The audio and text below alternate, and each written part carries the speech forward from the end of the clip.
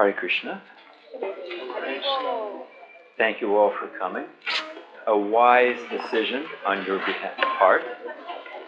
I don't want to take too much time to introduce Radhanath Maharaj, but something should be said.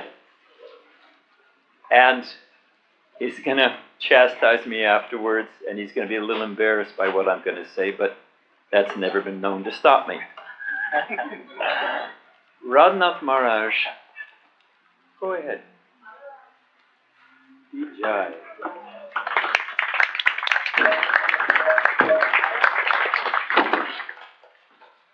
Radhanath Maharaj is one of those rare souls who has the ability to see across the cosmos and simultaneously be deeply personal with everyone he meets. He walked, I don't know where he started in London, started in Amsterdam, walked all the way to India, and with no passport, no visa, no permission, talked his way through the Pakistani and Indian border. That alone is mystic power. He's lived in the Himalayas, he's lived in holy places all over India. He's met many, many great saints and sages. He is one of the senior members of ISKCON's governing body. He's one of those people, I'm a member of that governing body. There's got to be two ends of the scale, so I'm at one end, he's at the other. Who, when he speaks, everyone in the room stops and wants to hear what his opinion is. So this is right on time. This is a rare occasion for all of you. We're going to extend the program. Oh, is it your car? Oh, that's funny.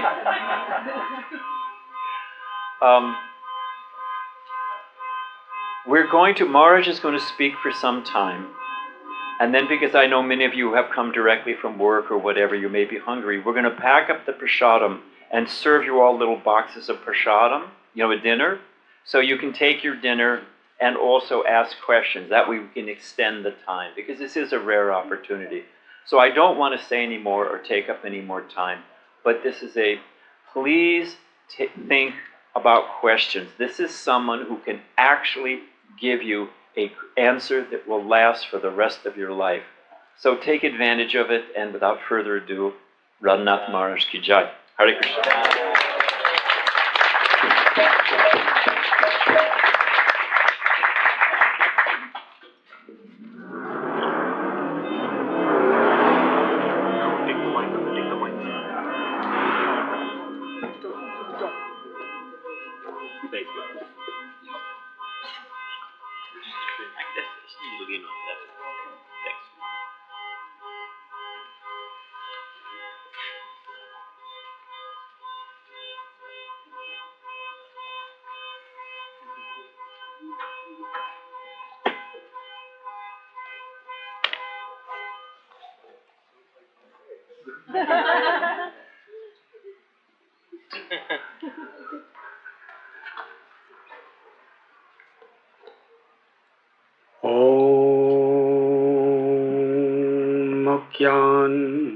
Timidandasya Jnananjanachalakaya Chakshurun Militam Jena Tasmai Sri Gurave Namaha. Sri Chaitanya Manobhishtam Stapitam Yena Bhutale Swayam Rupa Kadamayam Tadati Swapadantikam Vandeham Sri Guru Sri Juthapadakamalam Sri Gurun Vaishnavam Scha Sri Rupam Sagrajatam Sahagana Raghunatham Vidam Tam Sajivam Sadvaitam Savadutam Harijana Sahitam Krishna Chaitanya Devam Sri Radha Krishna Padan Sahagana Lalita Sri Vishakan Vitamscha He Krishna Karuna Sindhu Dina Bandhu Jagatpate Gopesha Gopika Kanda Radha Kanda Namostate Tapta Kanchana Gaurangi Radhe Vrindavaneshwari Vrishabhanu Sudhe Devi Ranamami Hari Priye Vanchakalpatarubhyascha Kripa Sindhubhya eva cha Patithanam Bhavanebhyo Vaishnavebhyo Namo Namaha Sri Krishna Chaitanya Prabhu Nityananda Sri Advaita Gadadhar Shivasati Gaura Bhaktabinda Hare Krishna, Krishna Krishna, Hare Hare, Hare Rama, Rama Rama, Hare Hare. Nama Om Vishnu Padaya, Krishna Prishtaya Bhutale, Srimate Bhakti Vedanta, Swami Iti Namine. Namaste Saraswati Deve Gauravani Pracharine Nirvishesha Shunyavadi Astyatya Deshatharine.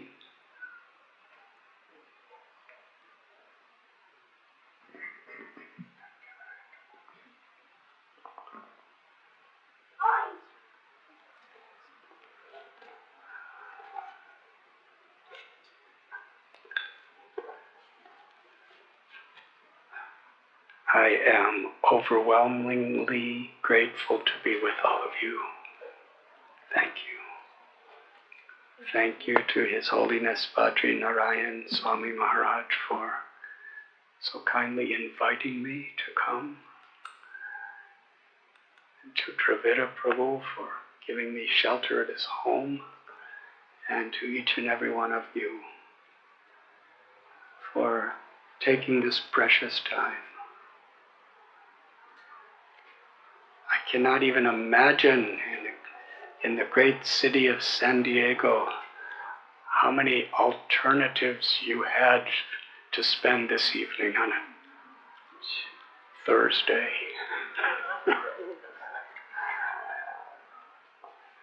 And so much of the meaning, purpose, and experience of life is the choices we make every day.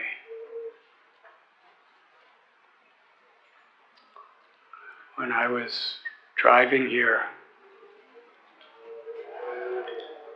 I said a little prayer where I asked, what should I speak about tonight? And we happened to pass the ocean, the Pacific Ocean.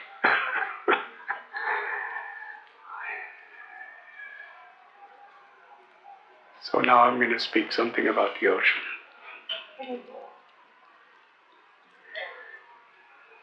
The nature of the world today, it's ever changing.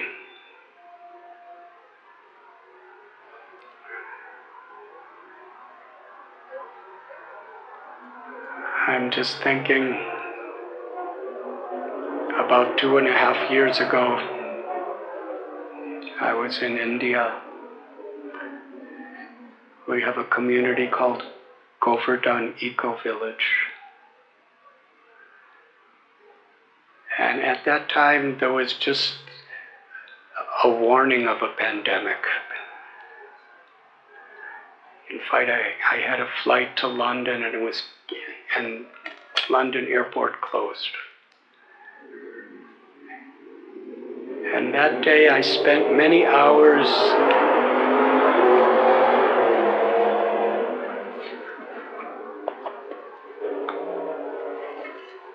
I'll talk about the motorcycle tonight too.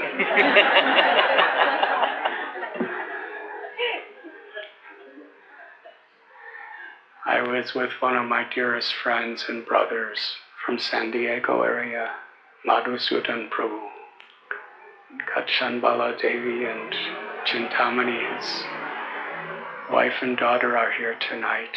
We just walked around for hours and hours and talked about Krishna, revealed our hearts, and we're thinking about our futures. And just recently he passed away. Srila Prabhupada and Krishna took him. He became a devotee at 26 2nd Avenue, I think in 1967.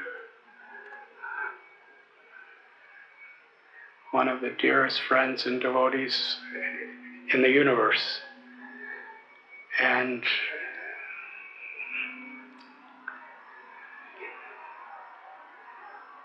like so many others in the recent past, his soul went on to a higher destination, to Krishna.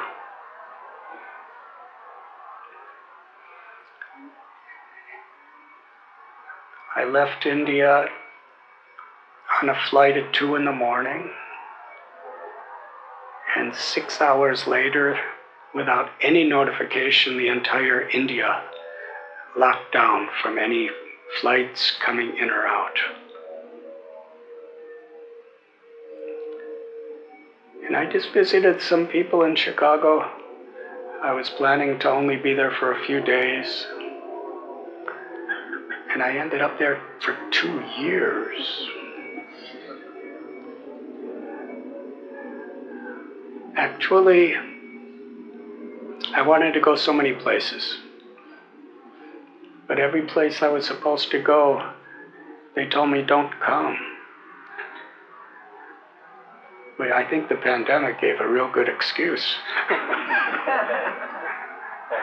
They said, if you come here, you'll see 5 or 6 people. But if you do a Zoom, you can see everyone. The next 2 years, I was consumed by Zoom. But you know what's good about Zoom? Because I live in India, and when I give a class there, it usually takes about an hour to get from the class to my room, because you have to meet so many people. But with Zoom, you finish your class and you just go.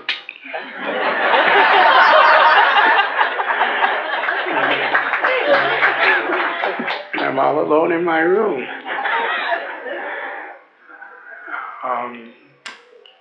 We have to look for good somehow or other in every situation. But how things changed and what's happening in the world.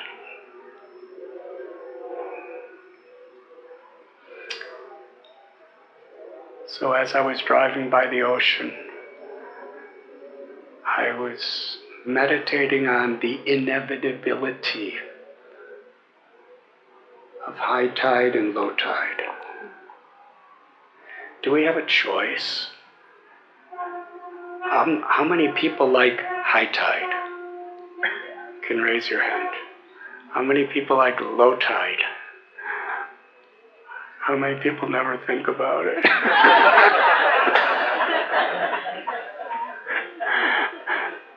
I'm from the Midwest, so I never thought about it either. But when it's low tide, we know it's just inevitably a matter of time till it's high tide. And when it's high tide, we know for sure it's going to be low tide. That is so much the way nature is. The way the world is. Or as they say here in California, that's life.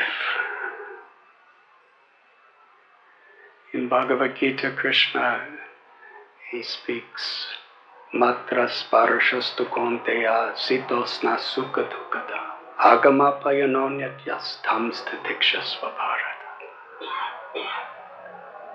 That the non-permanent appearance of happiness and distress, and we can extend it to pleasure and pain, honor and dishonor, success and failure, victory and defeat, health and disease, birth and death.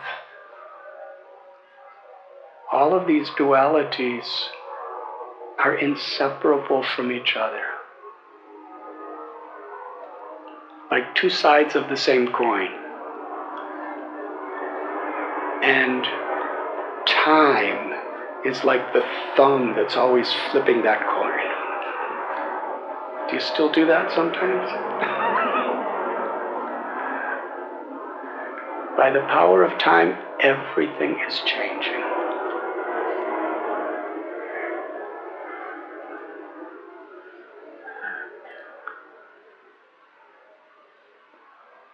Peace, disruption.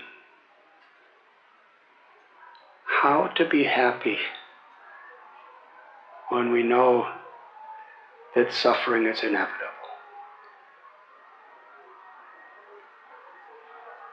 Either in our own mind or in the world around us. Sometimes we appreciate peaceful situation. But as sure as the low tide will be high tide, there will be conflict. Between people, between nations, nature herself. So in this verse of the Gita, Krishna is telling that all these dualities like happiness and distress, they are most certainly changing, like the winter and the summer seasons.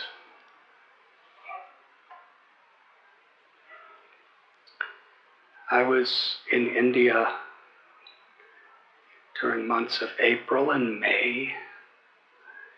It was so dry and so hot. Now I'm saying this with a lot of happiness because I suffered so much. It was a heat wave, the worst heat wave,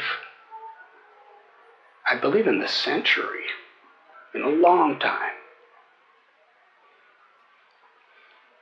For 3 weeks in a row, the average temperature was about between 108 and 111 degrees.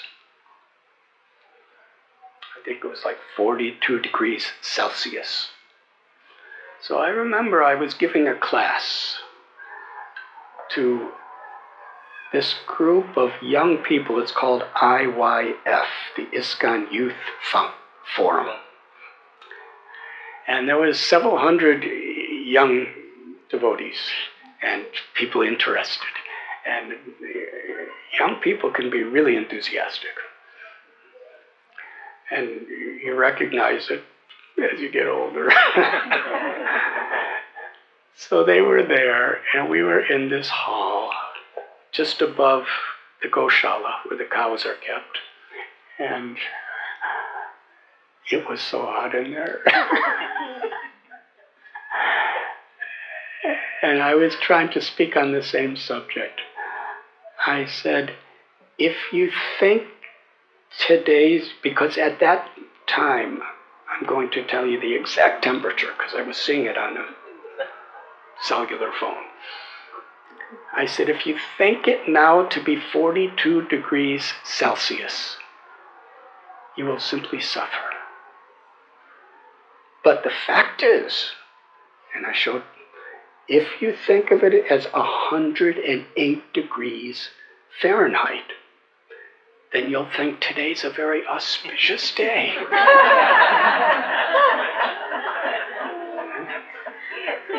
Thank you for laughing at that. Now, the temperature is the same. But if we see it 42 degrees, oh, it's so hot. If we just think of it as 108, oh, it's so auspicious. We can start something wonderful. So how we perceive what's happening.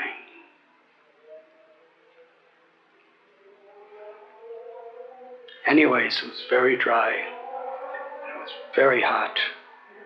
And for the first time in my life, I always thought I was kind of renounced and I could just tolerate things.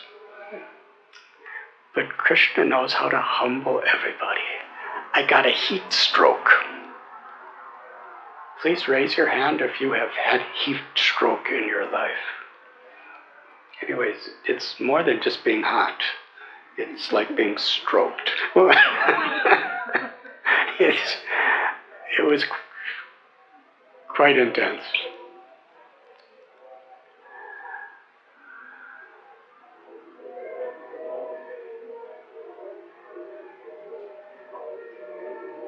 Now in Mumbai,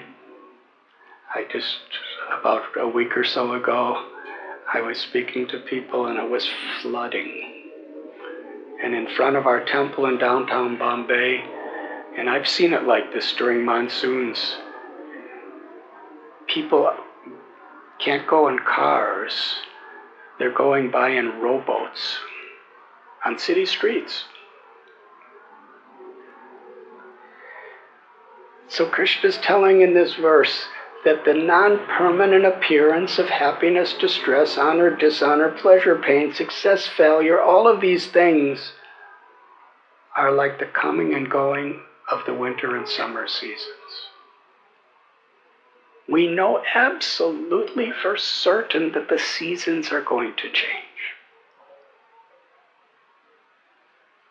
And similarly, whenever things are going right, we can know absolutely for sure around the corner, things are going to go I'm not going to say not right, but not the way we prefer.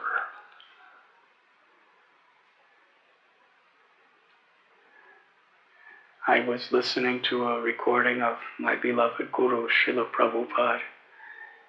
He said, a enlightened person, a devotee of the Lord, expects problems at every moment. Now, does that sound pessimistic? Expecting problems at every moment? And when I first heard it, I was thinking, that does sound pessimistic. But then I thought deeper about that subject, and I came to the conclusion, this is one of the most optimistic things I've ever heard in my life. That as we make spiritual progress, we will expect problems at every moment. How is it positive? Now I'm going to get into a bit of psychology.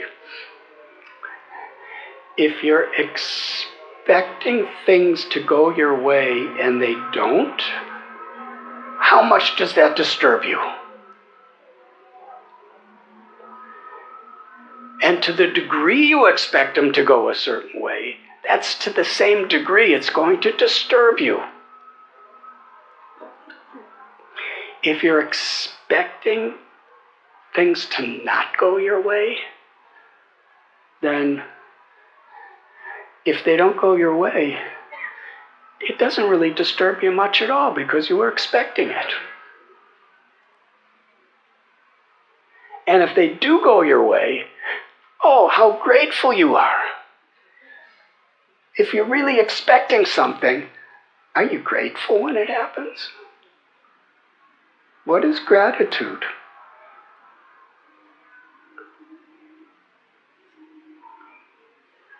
My beloved God sister Yamuna Devi, she would tell me, one of the great problems in this world is this sense of entitlement, which was so much the same spirit that Srila Prabhupada is speaking. When we feel entitled for good things to happen and we're expecting it to go that way, then when it happens, we're not really grateful because we expected it.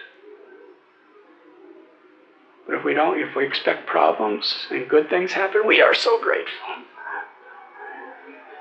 And when we're expecting difficulties, we take shelter of the Lord with sincerity. We don't take the good parts of life, or let us say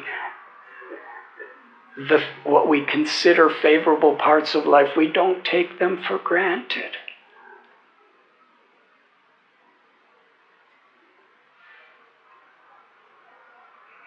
What is the conception of value? On a very grossly external level, the value of something is how much money you have to pay for it, or what it's worth. But actual value is how much something means to us.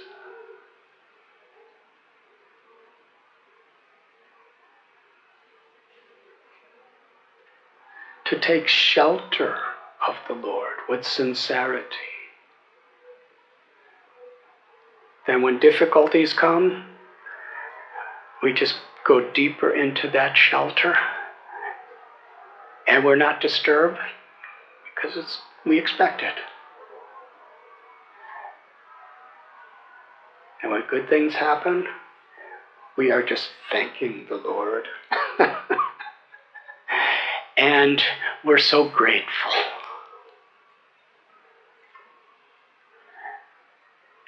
And that type of consciousness is actually truly optimistic.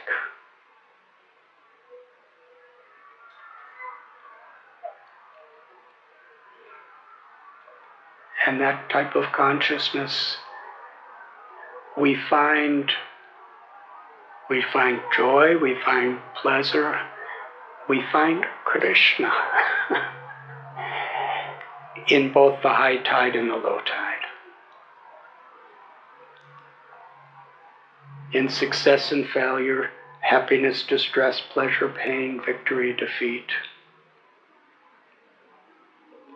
We neither give up hope, enthusiasm, or faith, because we just know for sure everything in this world is changing.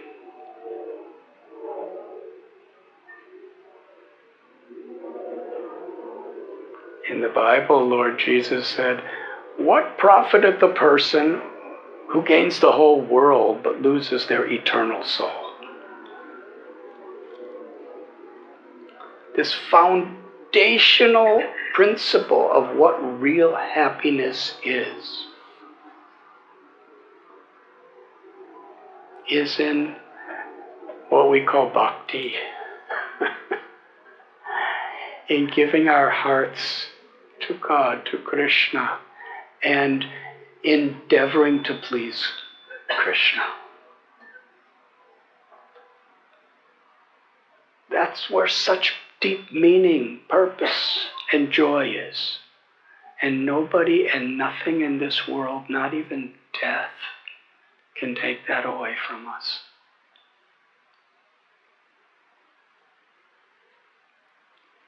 Meetings this evening are to remind us of the great treasure, the great value that is always there. Now, for the Pacific Ocean,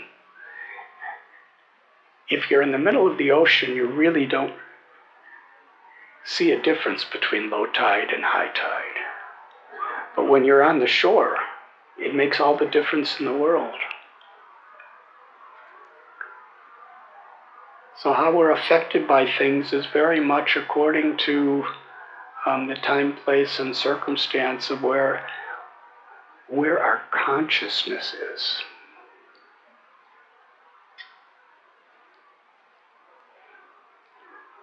I was listening to a recording of Srila Prabhupada. It was a marriage, I think, the late 1960s.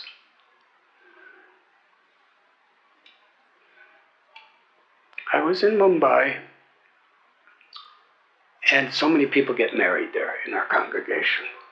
And I was supposed to give a talk at a marriage. And I was listening, and I heard this recording of Srila Prabhupada, and I was remembering the first time I ever heard it.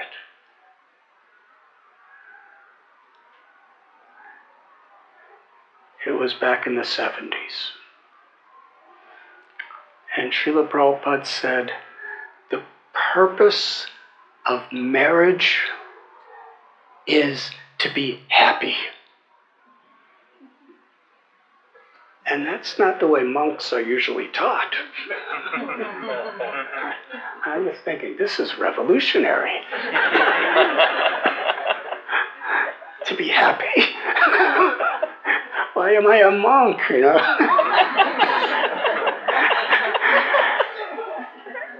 And then Srila Prabhupada, he said the entire purpose of the Vedic culture is sarve sukano bhavantu. Let all beings be happy.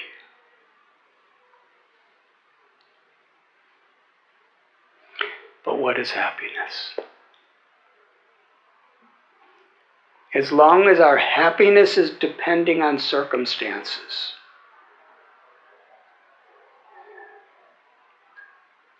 when it appears, it's very shallow. And when it goes away, it really hurts.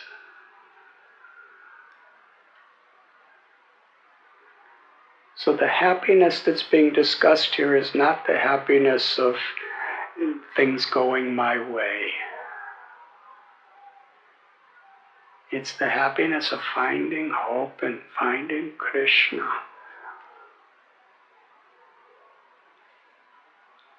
Within ourselves. And sharing that blessing with each other.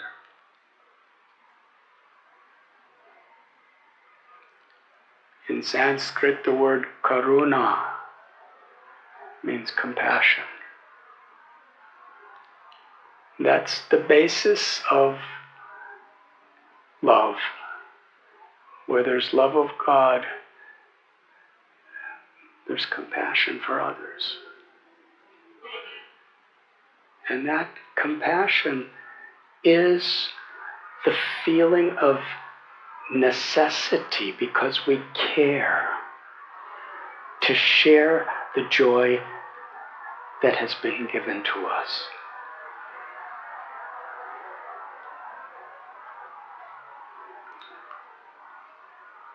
Not when everything's favorable.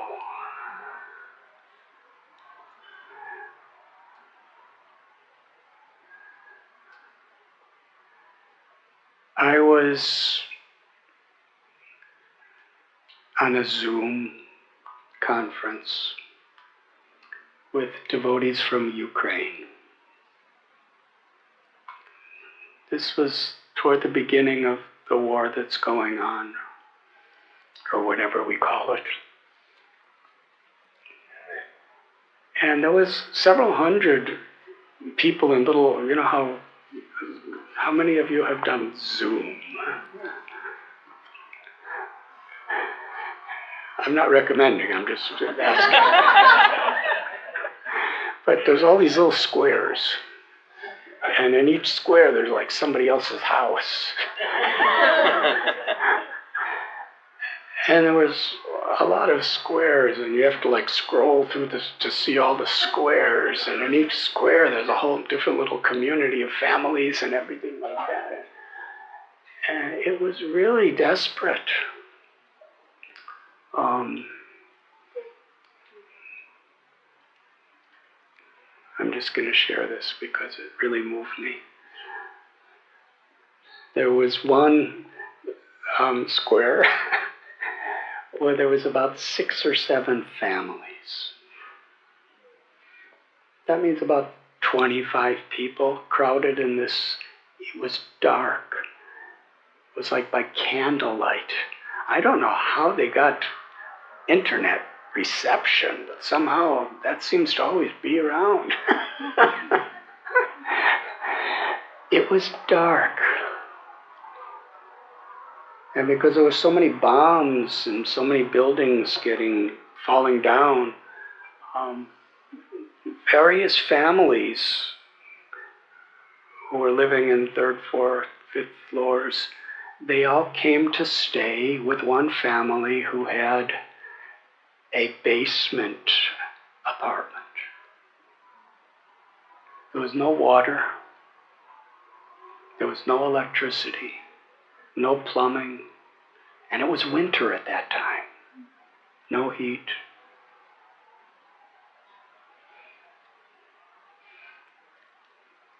They were all together, crowded in this room. They were so happy. They were smiling. We are so grateful we're on this Zoom call.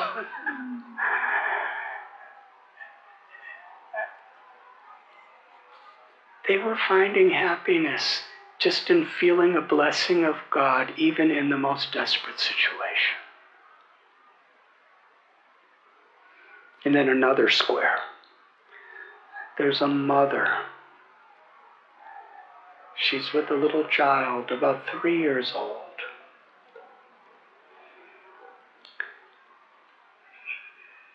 And there's bombs going off and so much destruction and pain.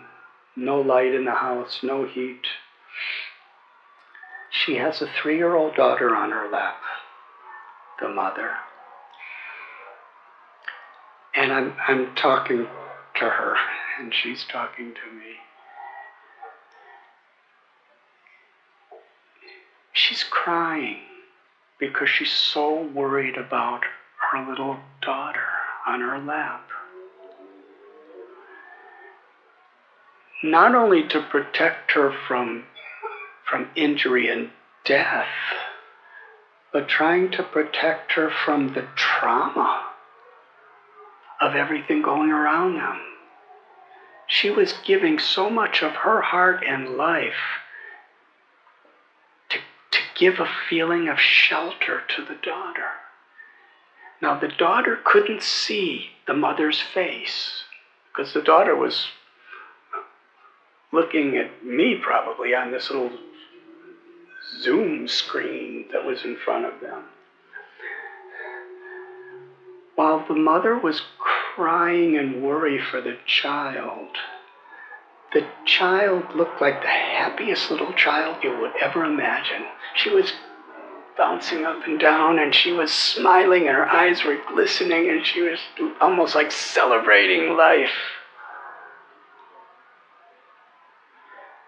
Because she felt the shelter of her mother. I was thinking, what kind of motherly love is that? She's willing to endure so much to give happiness, and the child, even in the most difficult situation, was so happy. She hardly knew anything was going on. Why was she so happy? Because she was sheltered. She was sheltered by the compassionate love of a mother. And I was remembering Srila Prabhupada. He said, when we chant the holy names of the Lord, we should be like a baby child crying out for the mother. Hare Krishna, Krishna Krishna, Hare Hare, Hare Rama, Rama Rama, Hare Hare. Srila Prabhupada said, like a baby child crying for a mother when that child is in the most difficult situation. With faith and confidence in the shelter of the mother.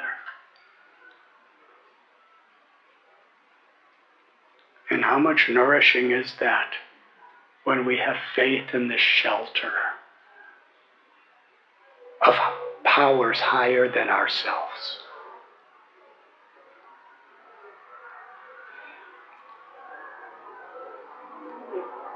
In the Srimad Bhagavatam, most stories of great personalities are in the context of when they were in difficulty. And actually, the Old Testament is very much about that.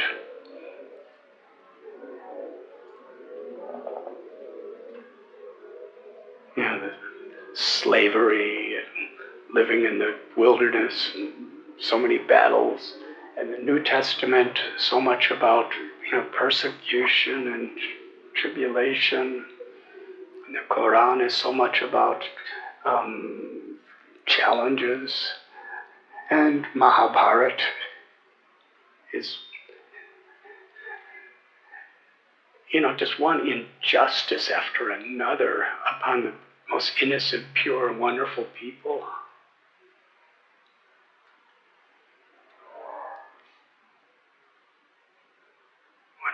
When I travel around in America, every city I go, there's a Martin Luther King Drive. Now, why? Because he went through so many trials and tribulations. But he always had faith and shelter in a higher power. The Ramayana, Hanuman is not such a favorite yogi because everything was going right. When you see him carrying mountains, it's because there was an emergency. He was saving lives. He was being attacked. Sita. And in Srimad Bhagavatam, little Dhruva Maharaj, Prahlad Maharaj, Ambarish Maharaj, Ranti Dev, even the gopis and gopas of Vrindavan.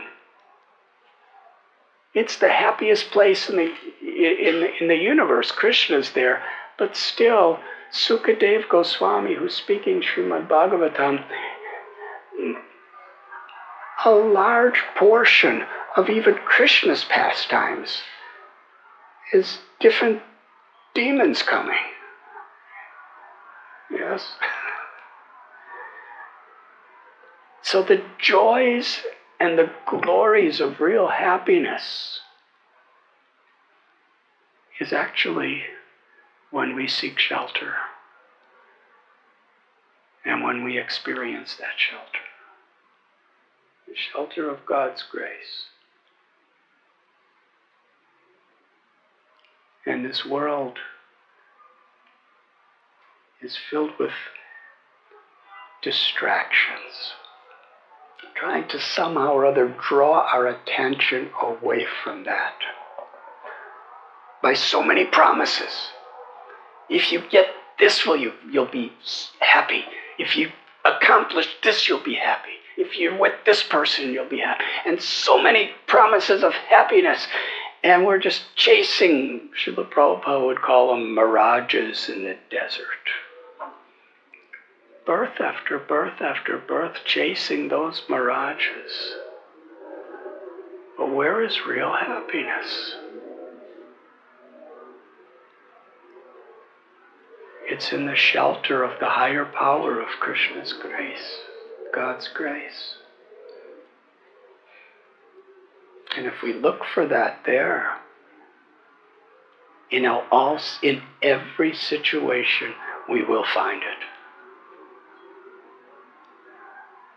But we need good people to help remind us. In the 12-step programs, people really need each other to remind what will happen if we give in to our temptations.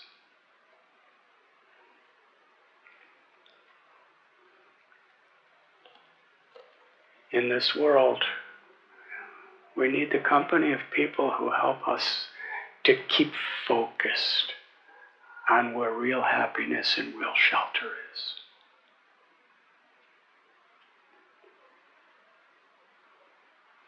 Nature itself, on the material level, everyone we love is destined to die. Everything we have, we are destined to lose. And if our relationships and our meaning and purpose in life, our businesses, whatever it may be, if it's based on that, where is the meaning? Where is the shelter? Where is the real joy?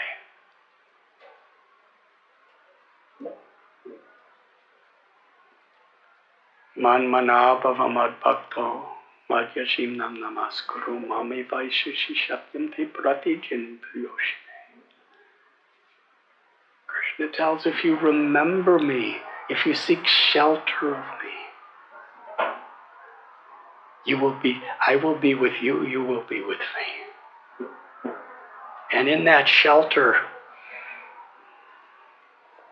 even in the moment of death, we have seen so many beautiful people, even at the moment of death, they're with God.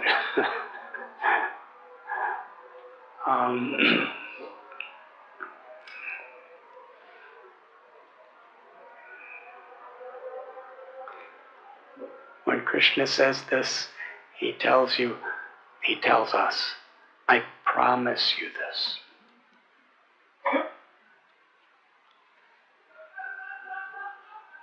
So this is the eternal, universal promise of the one God of all times, for all religions.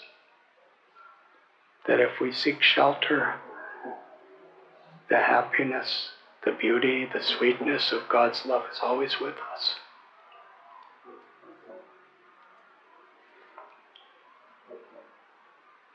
To remind ourselves, to connect ourselves. Sadhana is spiritual practice.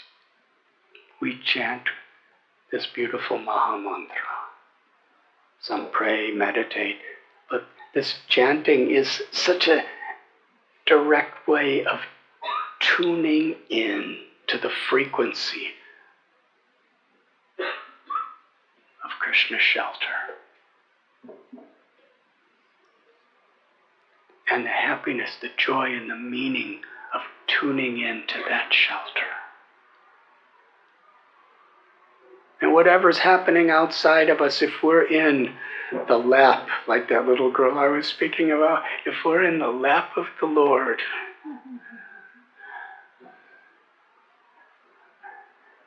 we're always happy. And the most beautiful thing about being happy is our greatest treasure is to share that happiness with others.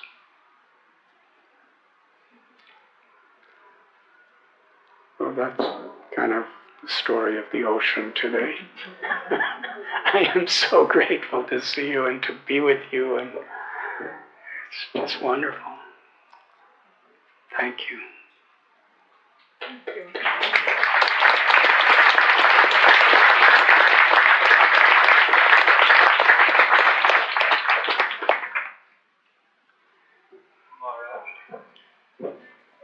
Oh, Maharaj, you're there. Oh, I didn't see you. I probably would have given a different talk if I knew.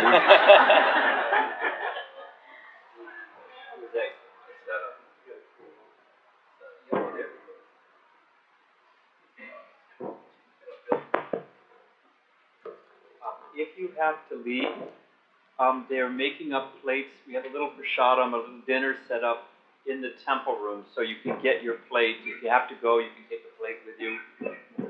If you want to get a plate, if you're hungry now, you can come sit, you can stay with us. And because Maharaj, I think if you have time, I imagine there's some questions. Yeah? Yeah. If it's all night, it's all right. So Maharaj is going to take some questions, If you're hungry, get yourself a plate. If you have to go home, take a plate. And then we'll serve again anybody who didn't get their prasadam, their meal at the beginning. We'll get you at the end. Okay? Hare Krishna.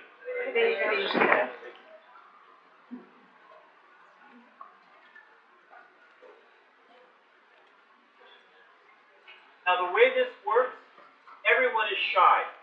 You got a question. Oh, there it is. Just takes a few brave souls and then the wave flows. Hi.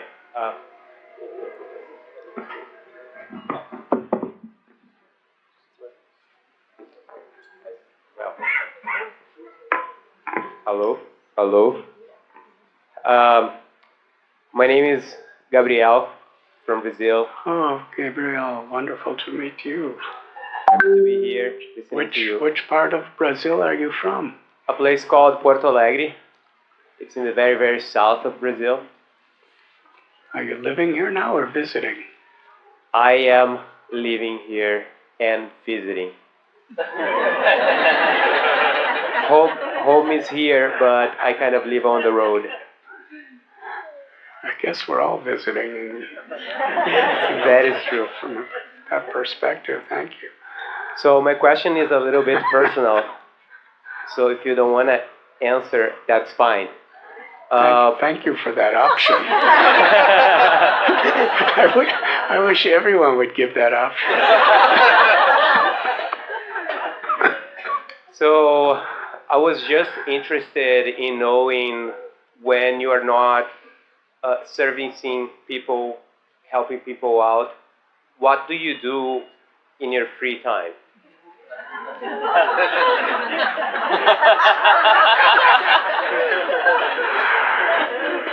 Which option should I take?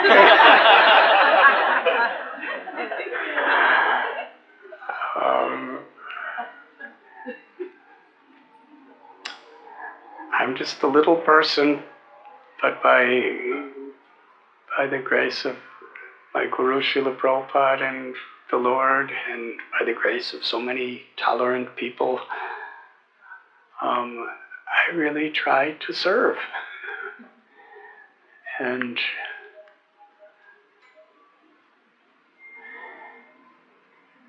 I'm 71 years old, and I've really come to good realizations that I'm really useless. See? But that makes me so happy, because I'm just so grateful for an opportunity to serve in whatever little way I can. So I try in my free time to think of ways to serve and to try to prepare myself so that I could better serve. When we chant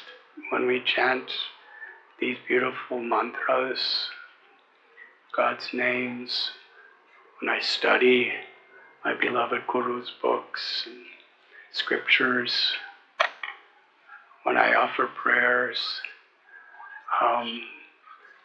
that's the time when I could be nourished and gain strength, so that when the opportunity to serve is there, I could really try to make a difference.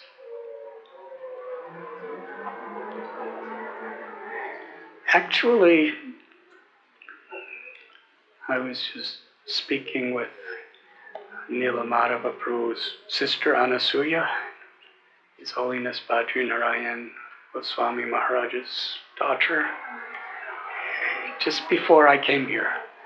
And we were discussing how spiritual life is really fun.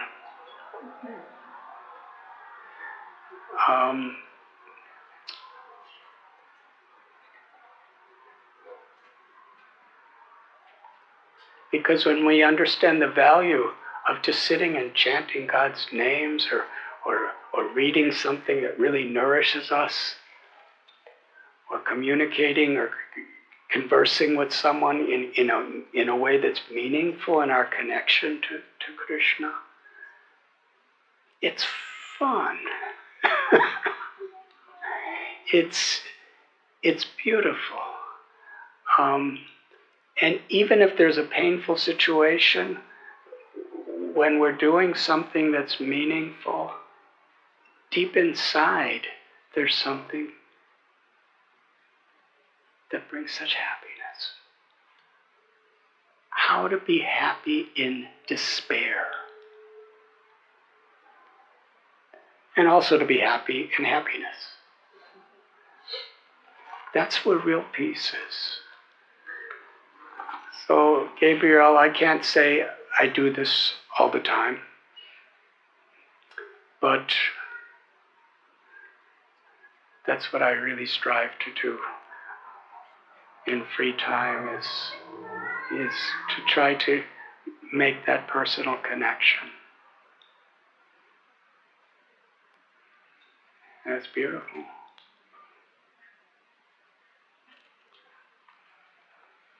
Does that answer your question?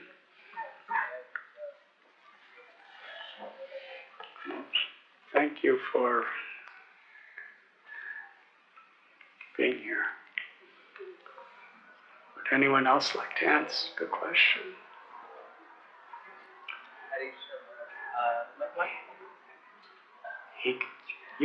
You can choose who to give the microphone to. That makes my life much easier. Thank you. My name is Satish, and Satish, I'm from India, but I work here in San Diego. Which part of India? In Varanasi. So my question is about related to an idea about compassion and karuna you mentioned. So I personally struggle a lot, all the information about the world and the suffering. The microphone closer. No, just put the microphone closer to your mouth.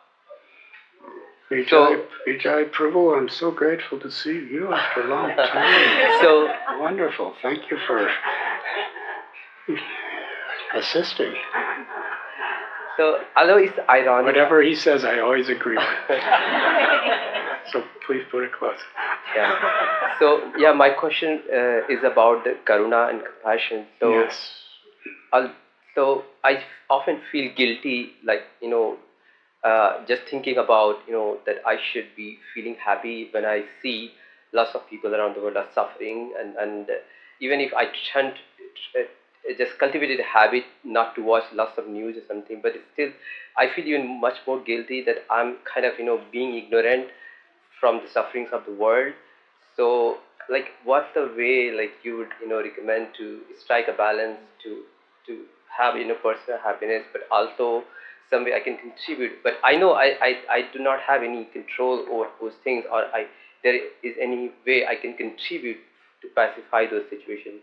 So this thing really bothers me a lot. I just feel very pessimistic as well. Ironically, I also do my research on I have PhD on meditation and anxiety, but I am still very anxious about the world. So yeah, and I still work in this field of psychiatry and depression patients. So I feel like I might be depressed. So that's why I'm here. Yeah, thank you. I hope. Yeah.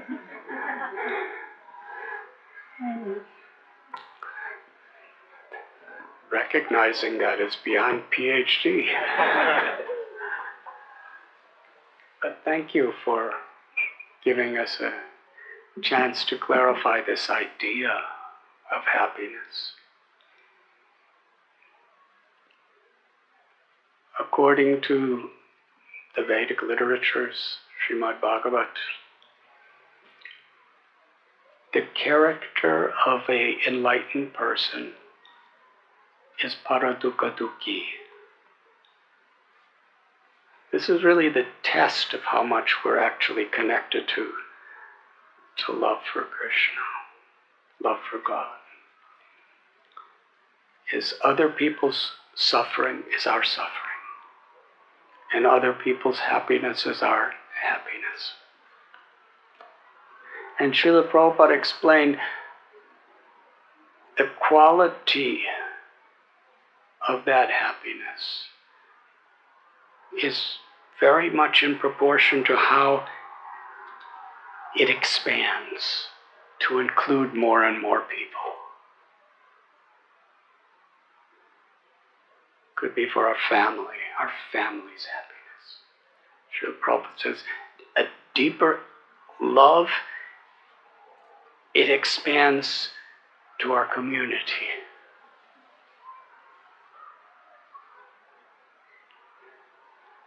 To humanity. To all living beings. The more it expands, the deeper our love and the deeper our joy, actually. But there's so much suffering in the world. We were speaking this idea in Laguna Beach Sunday, that suffering is like the default of the world.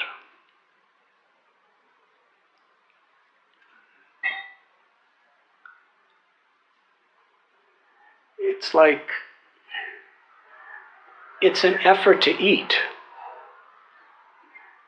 And if you don't eat, by default, you get hungry. It's an effort to drink. If you don't drink, by default, you get thirsty, and that's a suffering condition. To be healthy and physically fit, you have to work to do exercise. If you don't work to do exercise, by default, you just get all lazy and unhealthy.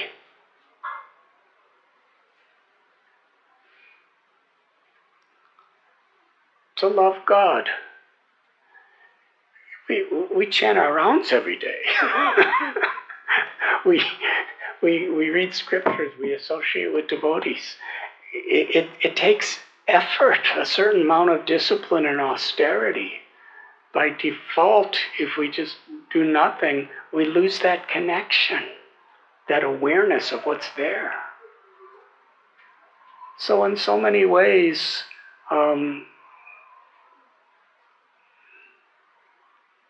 we have to work for things to be positive and to find health and happiness. And by default in this world, we're going to suffer. Everything's under the influence of ever-changing time.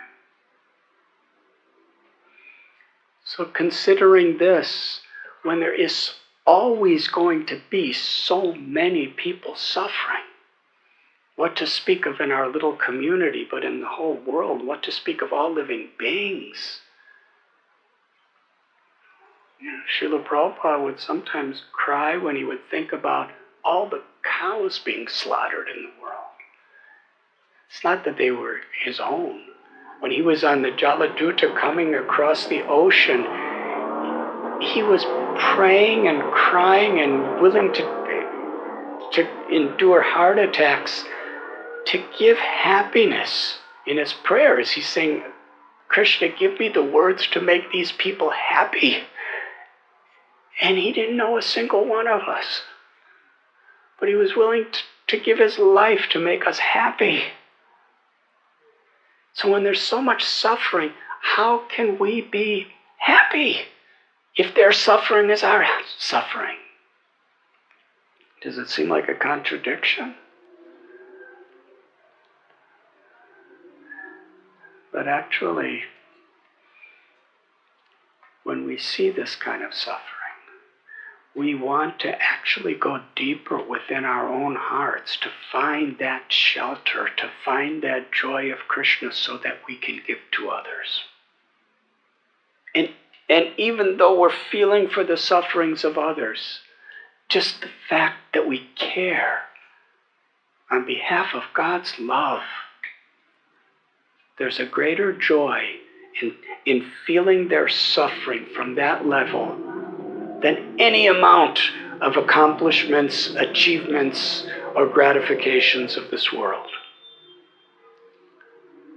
Because it's a connection to the joy of the soul. So getting a PhD doesn't, in and of itself, enlighten the soul. But how wonderful that you have a PhD and you're telling everybody about your own state of consciousness. That means with a PhD or without a PhD. I mean, I went to one semester of a junior college. And there's no material qualification or disqualification.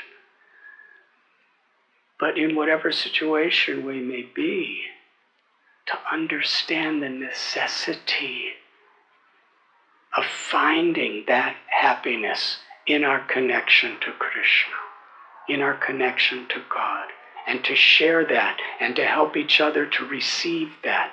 And the more suffering we see in the world, the more we want to actually help. And whether we do a little or whether we do a lot, in God's eyes, if we're doing the best we can, it's the same.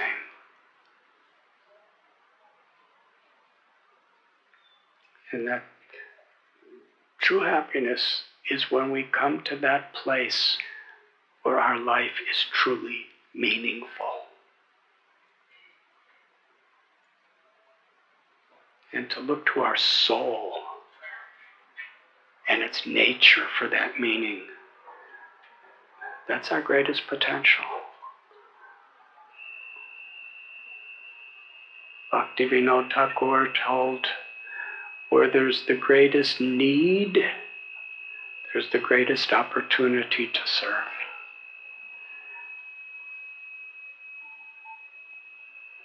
Krishna's name is Karuna Sindhu. This brings us back to the ocean. He's a limitless, bottomless, shoreless ocean of compassion. To connect to one drop of that ocean could fill us with limitless joy forever. Lord Chaitanya said one joy from that drop of Krishna's compassion could actually flood the whole world.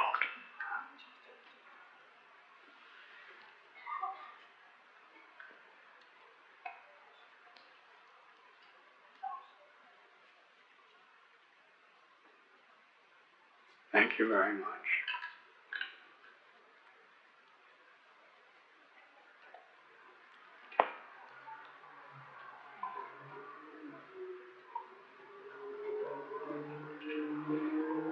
Thank you. Hello. I got a question. You mentioned earlier that Krishna's devotees, or those that follow Krishna, are always expecting problems or expecting situations to arise. Would you say it would be correct to say that they aren't simply just waiting and expecting for the problems, but they're responding to those problems in a Krishna-conscious way, and that's different from those stuck in Maya or those stuck in matrices? And evidence of someone that's acting in such a way would be out of intelligence, love, and compassion, opposed to fear, ignorance, and uncertainty. Thank you. Yes, whatever you said is...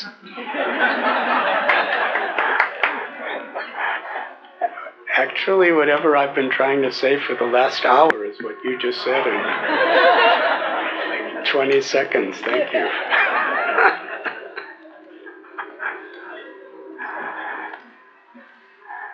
Yes, when Prabhupada is speaking about expecting problems, it means we're aware of the reality of ever-changing material existence. And being aware of that, it actually helps us to really focus. Just like if you're lost, let us say on the road, if you're lost and you're going on the wrong direction on a highway, and you don't know you're lost,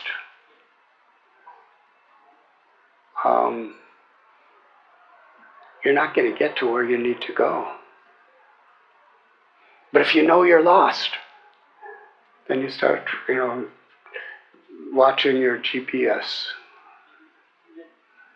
Is that what they call them now? GPS.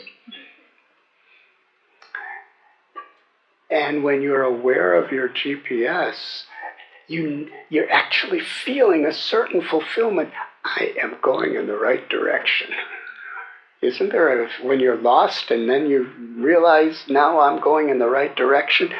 You know where you're going and you know how to get there and you know you're going there. There's a joy in that. And you can help others to find the same way.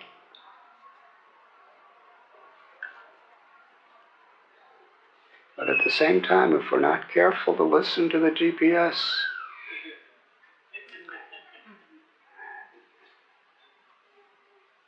I've had that experience. Turn left in 1 mile. I'm thinking, yes, yes.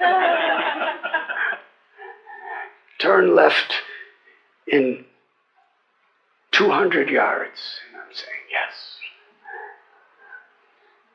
Turn left in 20 feet. Yes, yes.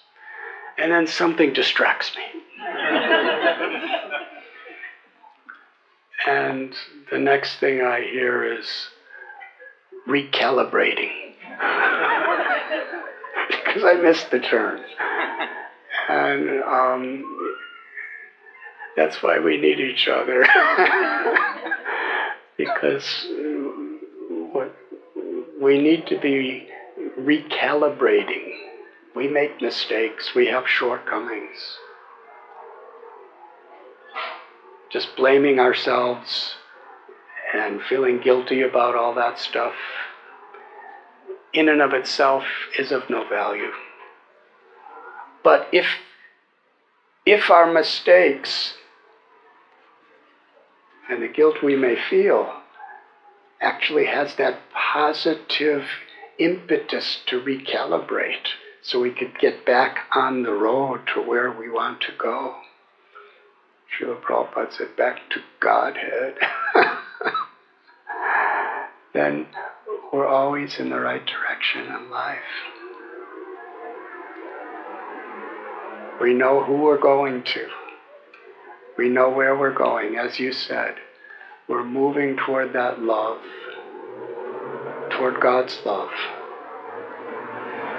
We're moving toward being more empowered to be instruments of God's love. And that is a beautiful, meaningful life. Thank you for reminding us of that. In this way, expecting problems is actually a wonderful way of living if it helps us to focus on the solutions to the problems.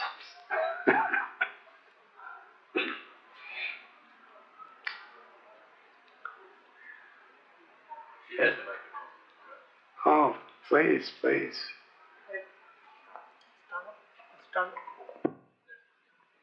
Hare Krishna, Swami. Hare Krishna. I just wanted to say that thank you so much for your presence. I almost didn't make it tonight because I'm so tired, but you totally enlightened my spirit.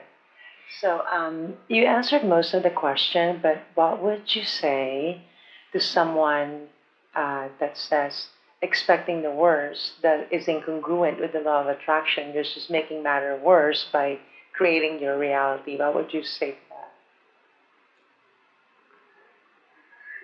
What you're saying is very true. If we're simply expecting the worst, then that's a very negative state of consciousness, and negativity does attract negativity. But if we're expecting the worst, and that's an impetus to turn to the best,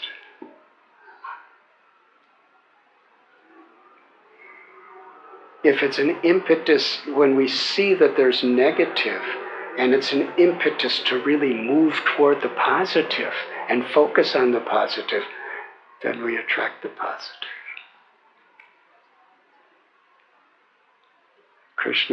The name Krishna means all attractive. So Krishna is all attractive. He's supremely attractive to each and every one of us in our natural state of consciousness. But sometimes we have to recognize the realities of how the ever-changing world and the problems, and we want to really make a difference You cannot dispel darkness with darkness. Only light can do. We said we cannot dispel illusion with perpetual illusion. Prahlad said that when we forget our relationship with the Lord,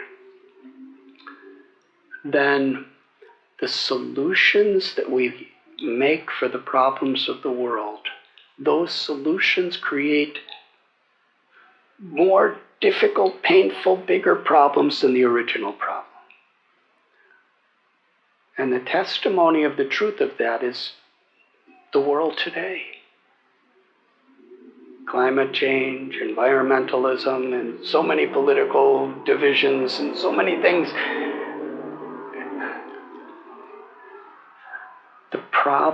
The solutions to problems we make create bigger problems. When I was a little boy, I read this book, Frankenstein. And from what I remember, that doctor, he really wanted to help people. But because he was going against nature in the way he was trying to help people, he created a monster that was killing people and eventually killed him. But for a while he thought, wow, I did it, I made it.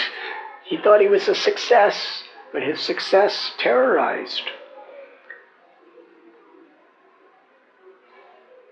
So all attractive. What is the nature of the soul? Who are we? What do we really want? We want to be attracted by the infinite, inconceivably wonderful beauty, sweetness, and love of God.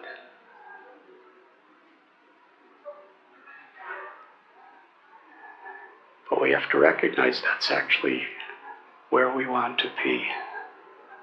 That's the real solution. I was just listening to a recording of Srila Prabhupada. He said that people are suffering because they're living so much of their lives to try to be happy in a world where everything is being taken away from them. He said real happiness comes when at every moment we are preparing for the next life. Now that sounds quite abrupt. What about this world? If we're preparing for the next life, if we understand the soul is eternal, and everything we do and everything we say, there's a reaction for it. If we're preparing for the next life, that means we will be so serious to take responsibility for what we do in this life. So in preparing for the next life, we're more conscious of doing good and living with love and devotion in this life.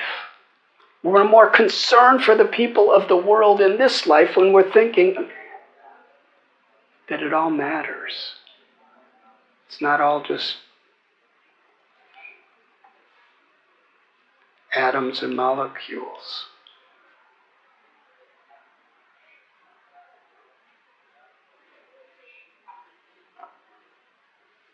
There is darkness. There is illusion. To look to the light, to understand the solution is to the light. When we look to the light, we attract the light. When we look for the solutions, we attract the solutions. But we won't really look for the light and the solutions unless we recognize the darkness. Does that make sense?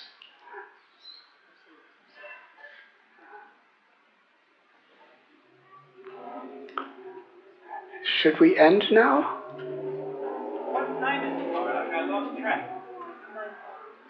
9:30. 9:25, 9:30. So I think Damodar wants to say. Please, Damodar, say whatever you want to say. Well, first off, we would just like to. This is like the highlight of the program. You are the highlight of our program, highlight of my life. And we would just like to lovingly welcome, just thank you from the bottom of our hearts. Just a nice round of applause for Radhanath Maharaj.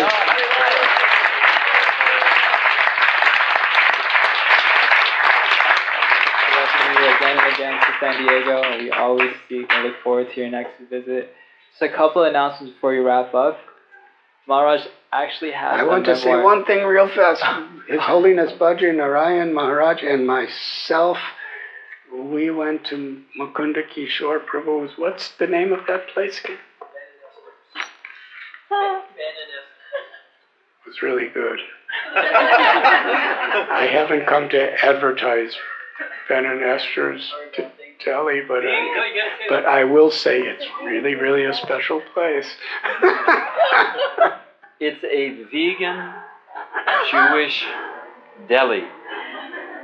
Talk about cornering a niche of the market. Ben and Esther's. Do a Google search on it. And you're helping devotees, and it's nice, holy, blessed food.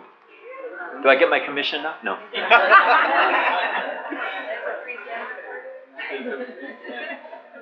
So a couple of announcements. Maharaj will be doing. He gave me a bagel, actually. Yeah.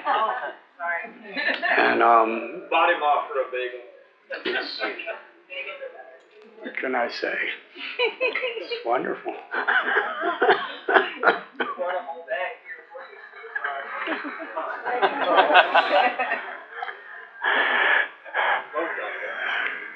Careful with this. So our last announcement. So actually, Maharaj is an author, and he has a couple of books. One is actually his memoir of when he was a 19-year-old kid traveling, seeking God realization, and it's a beautiful story of his kind of journey to the path of Krishna consciousness, exploring so many different paths. So that's going to be over there. Sajidullah Prabhu is having those books. He's standing right there by the book stand. And there's also another book of the Journey Home, Journey Within, which is a great way of, it encapsulates all of the Bhakti philosophy, the Vedic wisdom that we have. So, and then he'll be meeting people and signing the books if you'd like to meet him as well. This is a totally free event. If you'd like to make any contribution, we do appreciate it. There's a donation box right over there. Thank you all for coming tonight. Hare Krishna. Hare Krishna.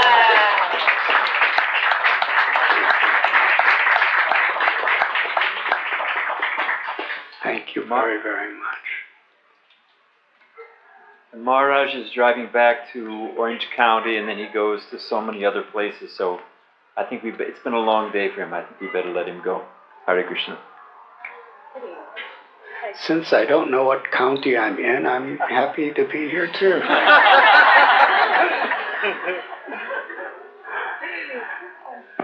I'll leave in a few minutes. No, I want to let you. I know, you're so merciful and kind and compassionate, and you give me so much shelter, actually. Thank you. Throughout the world, so many people are seeking the wisdom and the kindness of Bhadri Narayan Maharaj. And luckily they go right past me to you.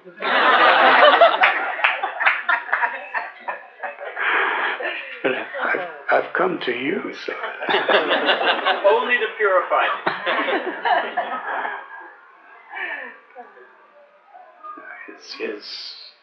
His Maharaj's wisdom, his dedication, his compassion, and his incredible humor in which he attracts our heart with that wisdom and compassion. It's like he does open heart surgery with the anesthesia of his humor, and we're just laying there happily letting our hearts be surgically operated. You're very kind, Maharaj. We can now understand that you must be so tired you've become delirious.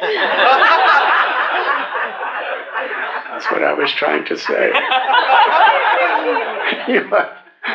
You are giving evidence to my word.